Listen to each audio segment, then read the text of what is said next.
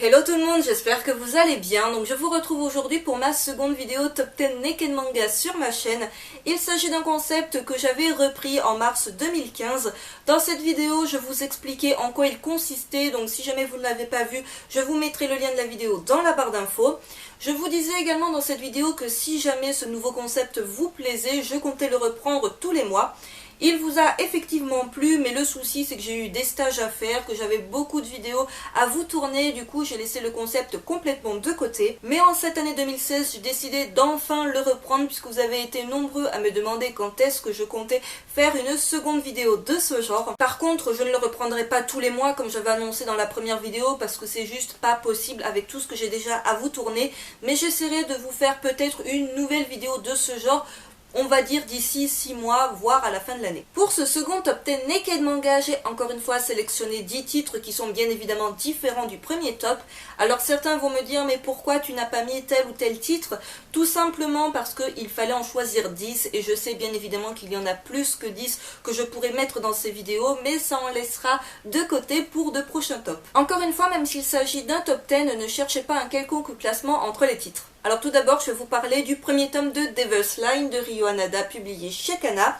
Petit focus sur la couverture qui est très sobre mais super belle.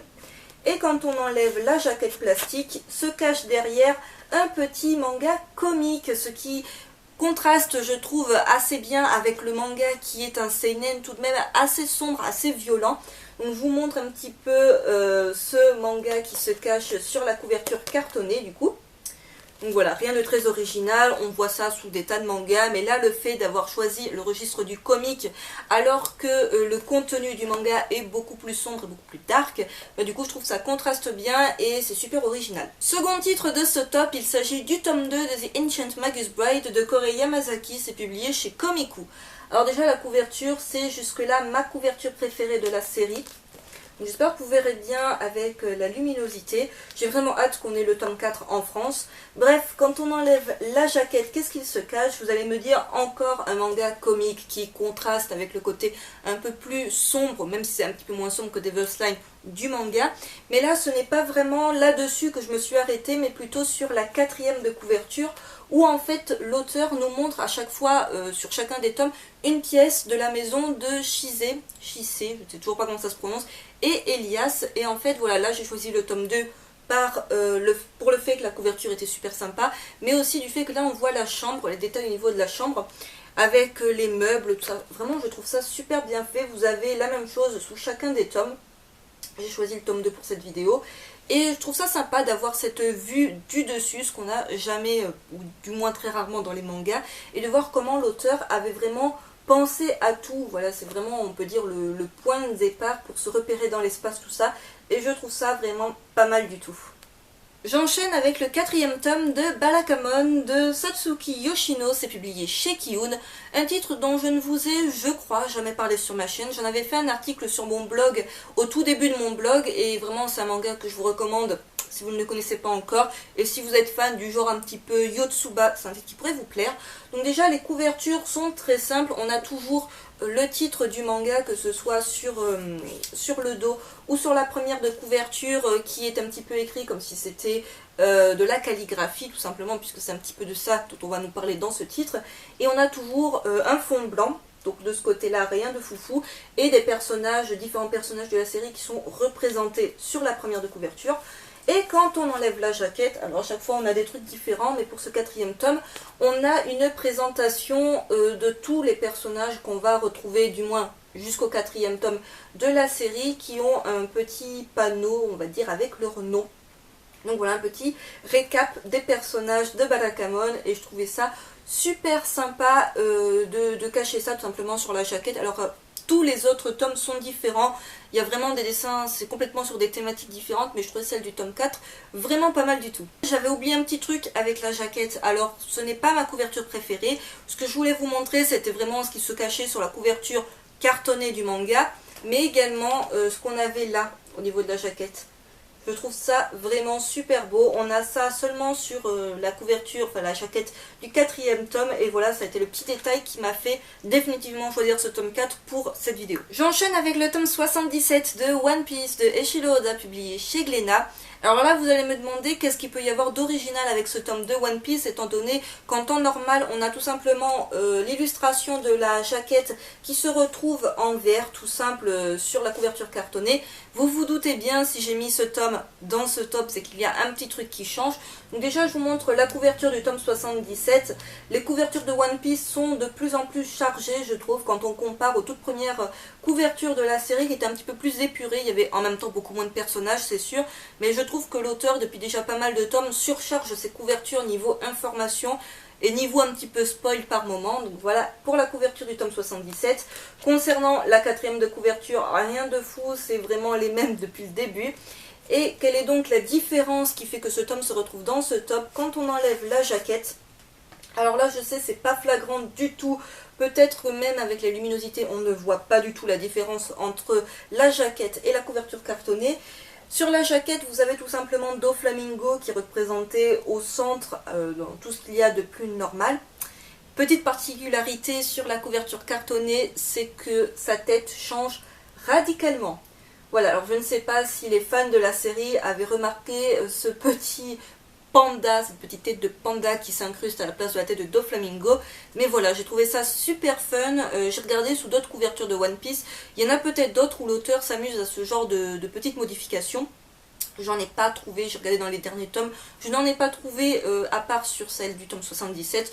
Donc voilà, on va dire petit truc rigolo de la part de l'auteur que j'ai trouvé super drôle. Je continue avec le premier tome de The Heroic Legend of Arslan de Hiromu Arakawa publié chez Kurokawa.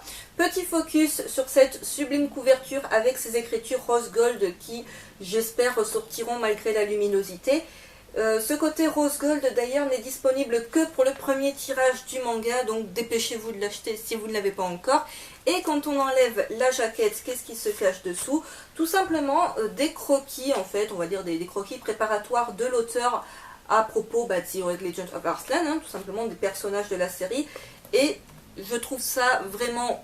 Rien que le fait de voir les croquis, je me dis déjà c'est un travail de dingue, puisque personnellement je suis une quiche totale niveau dessin, mais quand je vois juste ce que l'auteur arrive à faire crayonner vraiment des ébauches niveau dessin, je trouve ça déjà magnifique. Et voilà, je sais que c'est pas hyper original, que beaucoup de mangas ont cette particularité d'avoir des croquis sur leur couverture cartonnée, mais là pour le coup je les trouve vraiment super sympas. Je continue avec le second tome de Magical Girl Sight de Kentaro Sato publié chez Akata. Alors concernant la première de couverture, je ne la trouve pas particulièrement jolie. Je préfère la quatrième de couverture qui est beaucoup plus sobre, mais qui personnellement me plaît mieux. Sur le dos, alors vous ne verrez peut-être pas, mais vous avez le détail de deux petites cerises. Alors oui, petit point info, ceci est le dos d'un livre et ceci est la tranche. Voilà, je sais qu'on fait très souvent la faute en vidéo, moi la première, mais je voulais un petit peu rectifier ça pour la énième fois sur ma chaîne. Alors je sais que entre temps je vais sûrement refaire la faute dans une prochaine vidéo. Bref, quand on enlève la jaquette plastique, qu'est-ce qui se cache? Alors là, vous n'allez peut-être pas tout à fait comprendre en quoi ça consiste. Donc là, en fait, découvrez les ravissantes Ozelingo de Nijimi Anazawa du groupe Play Dogs. Ça, faut lire le manga pour comprendre de quoi il s'agit. Et en fait, c'est tout simplement un jeu d'erreur avec la quatrième de couverture. Essayez de retrouver les différences entre la première et la quatrième de couverture. Et ça, personnellement, ce genre de petit jeu interactif, on va dire d'interactivité avec le livre, je ne l'avais jamais vu jusque-là sur un manga. Vous avez bien évidemment les réponses en bas de la quatrième de couverture. Mais voilà, pour celles et ceux qui peut-être avaient le tome chez eux et n'avaient pas fait gaffe à ce petit jeu des différences qui se trouve sous la jaquette, je vous invite à le faire. Je vous parle à présent du 11e tome d'Assassination Classroom de Yosei Matsui publié chez Kana. Alors je n'ai pas les 10 premiers tomes de la série sur Marseille, du coup je n'ai pas pu vérifier ce qui se cachait sous leur jaquette, mais vu ce que j'ai découvert sous celle du tome 11, je me doute qu'il s'agit de choses assez similaires sous les 10 premières. Donc déjà, petit focus sur la couverture, bien qu'elle soit assez simple, et là encore une fois similaire aux autres couvertures de la série. On est toujours sur un tome qui est monochrome au niveau de la couverture, sauf pour la couverture du tome 9 ou 10, je ne sais plus, qui est complètement arc-en-ciel. On a toujours le visage de Kolo Sensei. Et donc, qu'est-ce qui se cache quand on enlève la jaquette? Alors, vous allez me dire, ça ne change pas grand-chose si ce n'est que la couleur est différente. Oui, mais on a en fait un petit texte qui explique à quoi correspond la couleur bleu turquoise. C'est bleu turquoise, je ne dis pas bêtise, oui, bleu turquoise. Voilà, quand Kuro Sensei est bleu turquoise, qu'est-ce que ça signifie? Puisque toutes les couleurs que prend Kuro Sensei dépendent de ses humeurs, s'il est en colère, s'il est joyeux, s'il est ému, voilà, tout ce genre de choses. Et petite chose bien sympathique sur la 4e de couverture, c'est tout simplement une pensée philo-tentaculaire, donc une pensée un petit peu philosophique à la manière de Kuro Sensei, que je vous laisse découvrir si vous avez le tome en votre possession, ou si vous avez peut-être les précédents tomes de la série qui, je pense, sont vraiment sur le même principe. Je continue avec le premier tome de Sekaiichi Hatsukoi de Shingiku Nakamura, c'est publié chez Asuka. Donc déjà, petit focus sur la couverture, bien que les couvertures soient assez similaires à ce qu'on voyait déjà dans Junjo Romantica. La 4e de couverture en toute simplicité, donc là c'est vraiment le yaoi très rose, très drôle, et voilà, très drôle, très touchant également. Et quand on enlève la jaquette, on a tout simplement un petit manga comique. Voilà. Ça va super bien pour le coup avec le contenu du manga, puisque c'est un manga qui est vraiment sur le registre de la comédie et de l'humour, bien qu'il y ait également de l'amour comme on peut s'en douter. Et j'adore en fait prolonger le plaisir de lecture avec quelque chose qui se cache sous la jaquette et qui est tout aussi drôle que le manga. Avant-dernier titre de ce top, il s'agit du tome 48 de Fairy Tail d'Hiro Mashima publié chez Pika. Alors oui, je ne parle plus de Fairy Tail sur ma chaîne comme je ne parle plus de Bleach, de One Piece, de l'Attaque des Titans. Je vous renvoie à ma vidéo sur les One Piece Log dans laquelle j'explique un petit peu, c'est un coup de gueule, le pourquoi du comment je ne parle plus de tous ces shonen à succès. Pour l'instant, j'ai pris la décision de ne plus en parler sur ma chaîne. On verra à l'avenir si je refais des vidéos à ce sujet, mais pour l'instant ce n'est pas d'actualité. Vraiment, arrêtez de me poser la question pourquoi je n'en parle plus, quand est-ce que je vais en parler. Référez-vous à cette vidéo des One Piece Log dans laquelle je pousse un petit coup de gueule, et c'est malheureusement envers certains abonnés, trolls, voilà, appelez ça comme vous voulez. Du coup, depuis ce moment-là, je ne parle plus de ce genre de manga là sur ma chaîne. Mais voilà, j'ai mes raisons. Bref, le tome 48 de Fairy Tail, déjà je vous montre sa couverture, que j'adore. La couverture du tome 49, je la trouve encore plus belle, il vient à peine de sortir, mais vraiment j'adore les premières de couverture. Au niveau de la 4e, c'est comme One Piece, c'est toujours les mêmes 4e de couverture, assez sobre, mais au moins, voilà, j'ai envie de vous dire, ça ne se différencie pas d'un tome à l'autre. Et quand on enlève la jaquette, alors sous tous les tomes de Fairy Tail, il y a des trucs originaux. On a toujours, en fait, en principe, des personnages qui font la réflexion de « Ah, tiens, on nous a enlevé la jaquette, la couverture, et donc du coup, il nous manque un truc. » Donc ça, je trouve ça super drôle, et je vous laisse le lire sous certains autres tomes de la série, puisqu'on a souvent différents personnages de l'histoire qui répètent toujours la même chose. Mais j'ai choisi ce tome 48 parce qu'en fait, on a tout simplement des crayonnés pour cartes souvenirs d'une manifestation à destination des fans. Donc tout simplement des autographes qu'a fait Hiro Mashima pour ses fans lors de conventions. Et franchement, j'adore. Je suis toujours impressionnée de voir ce que les mangaka peuvent faire en 2 coups de crayon, voilà, en 2 minutes d'autographe. Ils peuvent vraiment vous faire quelque chose de vraiment super beau. Pour celles et ceux qui ont peut-être déjà vécu des séances de dédicaces, je pense que vous savez comme moi de quoi je parle. Et voilà, vraiment j'adore. Alors je ne sais pas pour quelle convention c'était, ce n'est pas précisé. Vu que c'est 2 juillet 2015, je me doute que c'est un petit peu la Japan Expo. Voilà, ou quelque chose comme ça, ou quelque chose au Japon, mais vu que c'est écrit en français et vu que c'est juillet 2015, je pense que c'était pour la Japan Expo. Donc voilà, ça on a ça par contre que sous le tome 48 il me semble, et je trouvais ça vraiment super bien de la part de l'auteur de l'inclure en fait dans son manga, mais de manière un petit peu cachée. Alors je conclus ce top avec une nouveauté toute récente de ce mois de janvier 2016. Il s'agit du premier tome de Desko d'Atsushi Kaneko publié chez Saka Casterman.